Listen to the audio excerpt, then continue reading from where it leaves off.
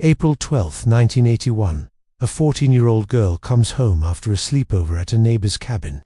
She opens the door to her family's cabin and walks into a scene of absolute carnage. Her mother, her brother, and his friend all brutally murdered, bound with electrical wire, beaten with a hammer, stabbed repeatedly, blood everywhere. Her 12-year-old sister is missing, and somehow her 2 younger brothers slept through the entire thing in the bedroom next door. This is Cabin 28, the Keddie murders.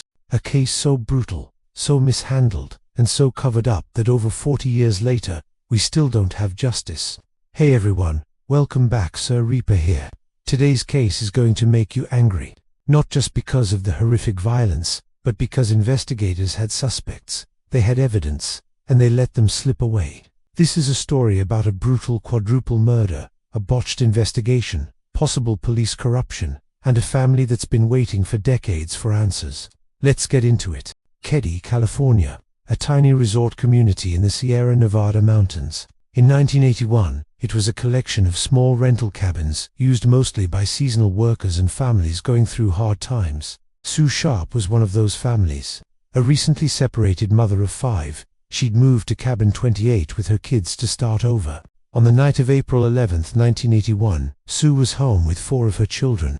Her oldest daughter, 14-year-old Sheila, was sleeping over at a neighbor's cabin. The rest of the family, 15-year-old John, 12-year-old Tina, and the 2 youngest boys, Ricky and Greg, ages 10 and 5, were all in Cabin 28. John had a friend over, 17-year-old Dana Wingate, who was spending the night. Sometime between 11 p.m. and early morning on April 12, someone entered Cabin 28. What happened next was one of the most brutal murders in California history. Sue Sharp, John Sharp, and Dana Wingate were bound with electrical wire and medical tape. They were beaten with a hammer, stabbed with knives. The violence was extreme, personal, and sustained. Sue had been stabbed in the chest and throat.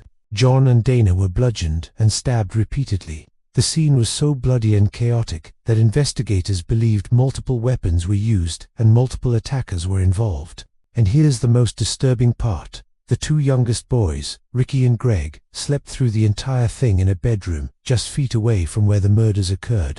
Tina, the 12-year-old, was gone. She wasn't found dead with the others. She had vanished. Around 8 a.m., Sheila Sharp returned home from her sleepover. She opened the door to Cabin 28 and found the bodies of her mother, brother, and his friend. She ran screaming to the neighbors. Police arrived and immediately recognized this wasn't a random crime. This was targeted, personal. The brutality suggested rage. But why? Sue was a single mother trying to make ends meet. John was a teenager. Dana had simply been in the wrong place at the wrong time. Who would do this? The investigation was a disaster from the start. Critical evidence was mishandled or overlooked. The crime scene wasn't properly secured. Important items went missing or were lost.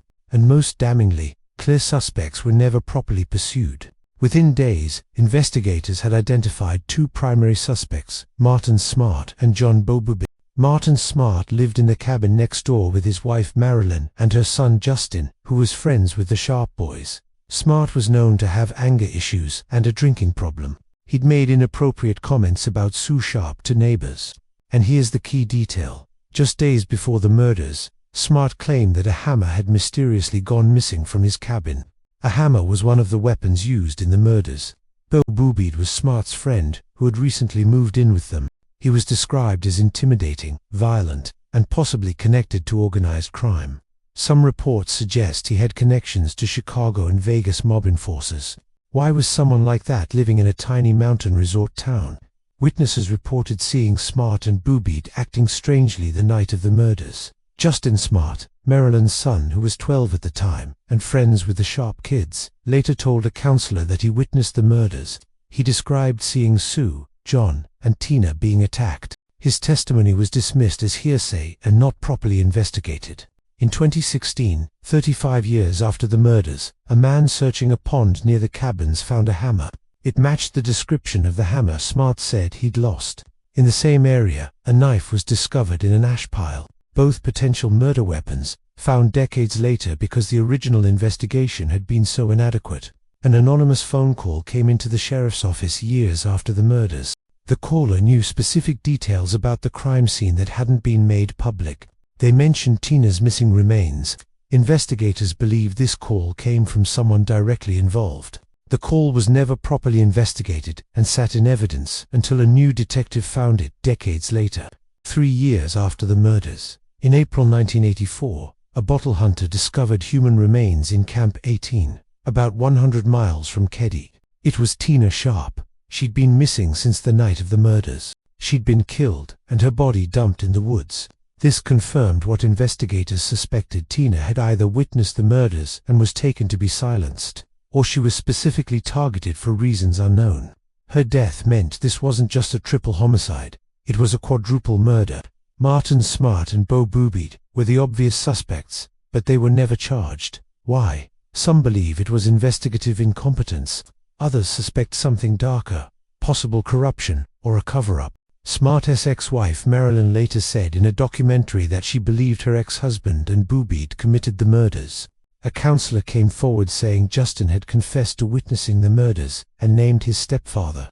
But by then, it was too late. Martin Smart died in 2000 from cancer. Bo Boobied died in 1988. If they were the killers, they took the truth to their graves. No one was ever arrested. No one was ever charged. The case went cold. In 2013, a new investigator, Detective Mike Gamberg, reopened the case. He found boxes of evidence that had never been processed, items that had never been tested for DNA. He found the recording of that anonymous phone call that had been ignored. He found evidence of a botched investigation and possible obstruction.